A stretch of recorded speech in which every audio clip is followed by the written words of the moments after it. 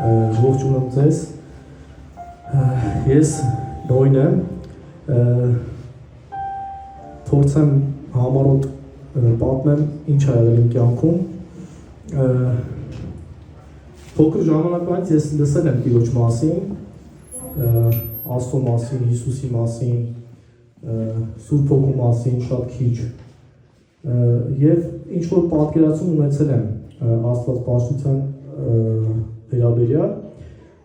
բայց իհարկե եկեղեցիներ, տաճարներ գնացել եմ, մոմ եմ վառել, քնելուց միշտ հայրմերն էի աղոթում, մամաս էր սովորացրել, բայց երբեք Հիսուսին չէի հանդիպել,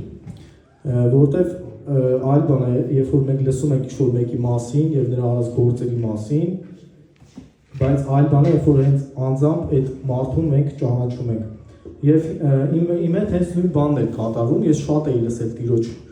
մասին, բայց երբեք ես Տիրոջը չէի ճանաչել։ Եվ իմ ապաշխարությունը ինչպես եղավ, մոտավորապես երևի թե 14 տարեկան էի, ասեմ, ապրում էի ցանկացած երիտասարդ տղայի կյանքով, սովորական, եւ բոլոր այդ մեղքերի տեսակների ծանոթ լինելով եւ շատ էլ գործելով,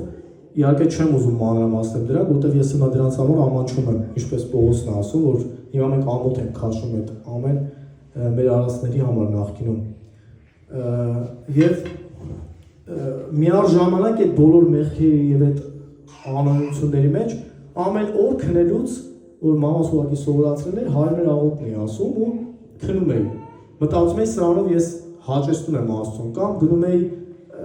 եկեղեցի, տաճար եւ մոմ էի վառում, մտածում էի սրանով ես Աստծուն հաճելի բան եմ անում։ Բայց ինչ կատարվեց ինձ հետ, նոր հարութը, որ վկայում էր, ասում էր սատանան փորձել է մի անգամ ինձ սպանի քնած տեղը եւ դա մի քանի անգամ էր մետ եղել, որ ես զգացել եմ, որ ինչ որ ձեռքեր, ես քնած չեմ, ես արթուն եմ, ինչ որ ձեռքեր իմ մարմինը սկսում են բռնել եւ ես սա չեմ հասկացել ինչա եւ դու այդ ժամանակ ոչ կարող ես խոսես, ոչ կարող ես շարժվես, բայց դու տեսնում ես քո կողքի մարդկանց պարկած վիճակում, աչքերը չես կարողանում բացել, բայց դու լսում ես նրանք խոսում են եւ ասում ես Աստված ջան, ինչ պետք է անեմ, ինչա եւ մի ձայն իմ ներսից ասում էր ասա Հիսուս եւ ուզում էի ասել Հիսուս, բայց նույնիսկ Հիսուս չէի կարող ասել, բայց հենց որ մի փոքր Հիսուս sense կարողանում էի ասել, այդ ձեռքերը անմիջապես հեռանում էին եւ ես արձակում էի։ Եվ սա կարելի ասել այսպես այդ ապաշխարության ընթացքն էր, որ Տերը բերում էր իմ կյանքից մեջ, եւ մոտավորապես 14 տարեկան է, որ մամաս եկավ ասեց, գիտես, ասեց Երազ եմ տեսել եւ Հիսուսին եմ տեսել Երազից մեջ, ասեց որ Նոյը պետք է իմ արյունով լվացվի։ Եվ ես ավելի վախեցա, ասեցի ինչ արյունով լվացելու մասին է խոսքը։ Կարող ես պետք է մեռնեմ կամ չգիտեմ ինչ որ միտեղս պետք է վիրահատեմ, չիմանալով Աստծո խոսքը, որտեղ ավետարանը ես չէի կարդացել, որ այնտեղ ասում է միայն Հիսուսի արյունով կամ մեղքերի թողություն։ Եվ ես դա չգիտեի։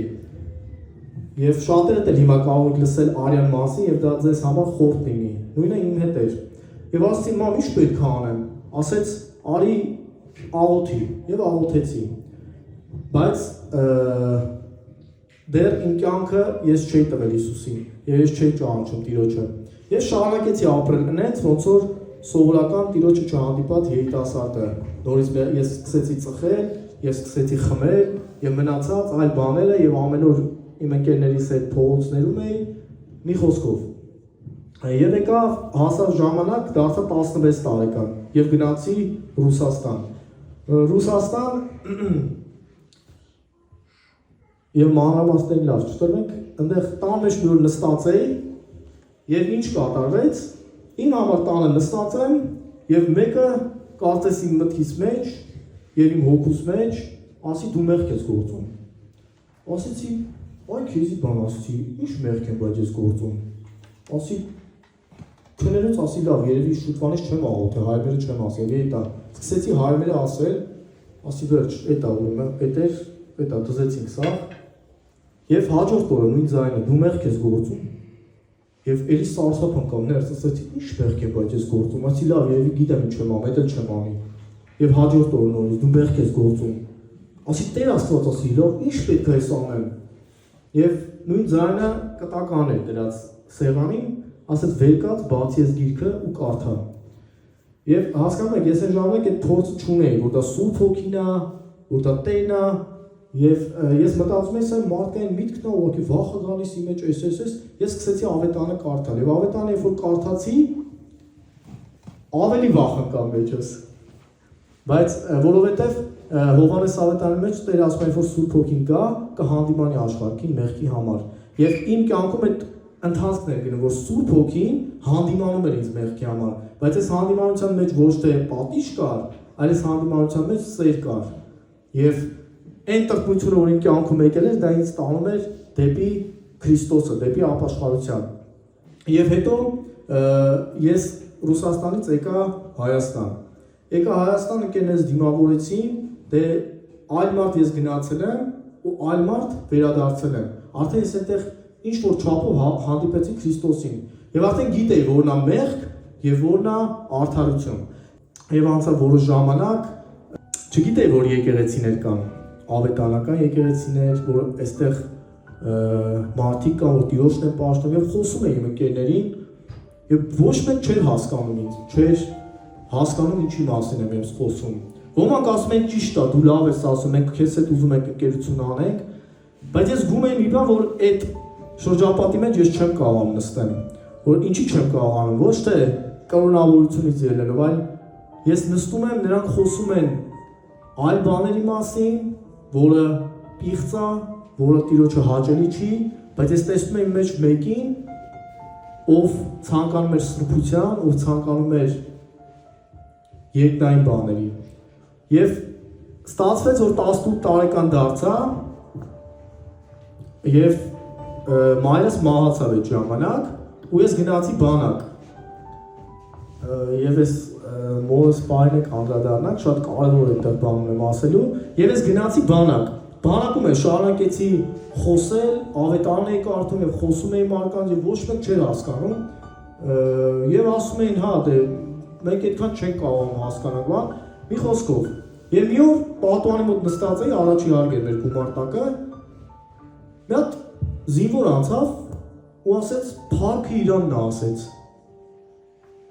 Ասեց, «Փառքը Իրանն է», ասի, «Ես ով է այս տղեն», ասեց։ Ասեցի, «Աստծուն ճանաչող մարդ կա», եւ մի խոսքով այդ տղուն հանդիպեցի եւ այդ տղեն ծանոթացեց եղբայրների հետ։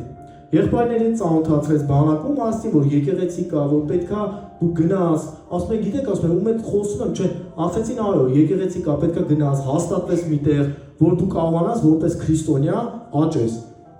Եվ ես բանակից եկա, վերջացրեցի բանակը, եկա եւ մասնակցեցի այս եկեղեցու ծառայություններից մեկին։ Եվ երբ որ մասնակցեցի ծառայություններից մեկին,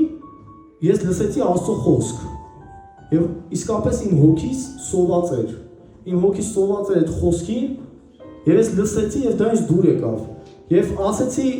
ու աղոթեցի Տիրոջը, մի քանի բան խնդրեցի, ասի Տեր Աստված, եթե ես պետքա գամ եկեղեցի եւ դա այն տեղն է, որտեղ ես պետքա գամ, այս բաները թող լինեն։ Եվ այս բաների մասին թող հովիվը խոսա։ Եվ եկա ծառայության, հիշում եմ, Սանամ քրոջս տանն էր, այդ օրը վաղ եղբայրը խոսեց այն ամենի մասին, ինչը ես աղոթքի մեջ ծածուկ սենյակում խնդրել էի, ոչ մեկի չէի ասել։ Եվ այդից սրանից մեծ նշան, որ ես պետքա գամ եկեղեցի եւ մնամ եկեղեցում։ Եվ այդ օրվանից Աստված փոխեց իմ կյանքը եւ փոխեց եւ մեղքերից ազատագրեց, ասեմ, որ երբ որ Տիրոջը հանդիպեցի, այդ ծխելու, խմելու եւ մնացած այդ հայրության եւ մնացած բոլոր մեղքերը Տերը վերցրեց մի անգամից Աստված ազատագրեց ինձ այդ ամենից։ Եվ ես դադարեցի արդեն մարմնավորապես ապրել, որտեղ ավետարան ասում է, թե մարմնով ապրեք, կմեռնեք, եւ ես գնում էի դեպի մահվան մեջ։ Եվ ես ունեի մարմնի մեջ մոտավորապես 4 հատ հիվանդություն, որի առաջացման պատճառը որոնց առաջացման պատճառը շատերը չգիտեն եւ որոնցից շատերն են անբուժելի էր, բայց Տերը դա էլ բժշկեց։ Տերը դա էլ բժշկեց եւ այսօր ես կանոնած եմ Տիրոջ եկեղեցու մեջ բժշկված, ազատագրված, եւ ես այսօր ճանաչում եմ Տիրոջը։ Ճանաչում եմ Տիրոջը եւ ես սիրում եմ Տիրոջը, որտեվ իսկապես Հիսուս Քրիստոսի թանկ մեզ համար բան չկա։ Ինչա պետք մեր այսօրվա երիտասարդներին։ Ուղղակի կանչեն Տիրոջ անունը։ Երբ որ երիտասարդները հանդիպեն Տիրոջը, իսկապես այդտեղ արդեն այլ բան դուք չեք ուզենա։ Հանդիպեցի Հիսուսին, ես հասկացա, որ իմ մորիցս թանկ, իմ ծնողից թանկ, իմ Տեր Հիսուս Քրիստոսն է։ Դա երբ որ կողքից նայում եմ մարդկանց, որ մորը գողերքով բաներ կա, չէ՞, մայրս, այո, մենք պետք է մեր ծնողներին սիրենք, եւ մեր ծնողներին պետք է պատվենք, եւ շատ պետք է պատվենք։ Բայց երբ որ մենք հանդիպում ենք մեր Տեր Հիսուս Քրիստոսին, իսկապես տեսնում ենք, որ Տիրոջից ավելի թանկ ոչ ոք չկա մեզ համար։ Թող Տերը փառավորվի, շնորհակալ եմ եկեղեցու համար, որտեղ եկեղեցու կարևորությունը մի կարճ ասեմ ու գնանք։ Ամեն։ Եփեսացիների թղթի մեջ Տերը պարզ ասում է, Աստված եկեղեցու մի քանիսին դրեց առաքյալներ, հովիվներ, մարգարեներ, ուսուցիչներ լինելու համար, ասում է սուրբերի կատարելության համար։ Այսինքն մենք մեր տանը նստած կամ հեռահար կարգով եւ մենք չենք կարող երբեք կատարյալ լինենք, այլ կարիք ունենք առաքյալների, հովիվների, մարգարեների, ուսուցիչների, որ մենք կատարյալ մարդ լինենք, Քրիստոսի կատարյալ հասակի չափով։ Սա է եկեղեցու կարևորությունը։ Հրավիրում եք այո երիտասարդներին, որ գան եկեղեցի եւ իսկապես կատարյալ քրիստոնյա լինեն, սրբված ու մաքրված մեր Տիրոջ շնորհքով։ Ամեն։ Ոնց այդ երիտասարդ ժամանակաշրջանում ամոթը հաղթահարեցին, որտեղ շատ երիտասարդներ կան ասում են ամոթը հավատացյալ լինենք։ Այսինքն ամոթ չի ինչ մեղքի, ինչ պղծության, ինչ դիվային ազդեցության տակ ունել, բայց եկեղեցի գալ ուղիղ ապրել, հա, Տիրոջ կամքի մեջ ապրել, շատերը մտածում են ամոթը, այդ ամոթի պահը ոնց հաղթահարեցին, երկու բառով ասա, եթե կարաս։ Ես նոր ասի, որ ընկերներս երբ որ հարցրեցին ինչա կատարվեք, ես ամանչում էի։ Ես անկեղծ լինեմ, ես չեմ կարող ասել առաջի օրից ես ամանչում էի, բայց գիտեք, երբ որ ես քանի որ հանդիպել էի Տիրոջը, այդ հանդիպումը տեղի էր ունեցել։ Ես նայում էի այդ ամոթին եւ Տիրոջը, եւ ես ընտրեցի Տիրոջը։ Ես ասացի,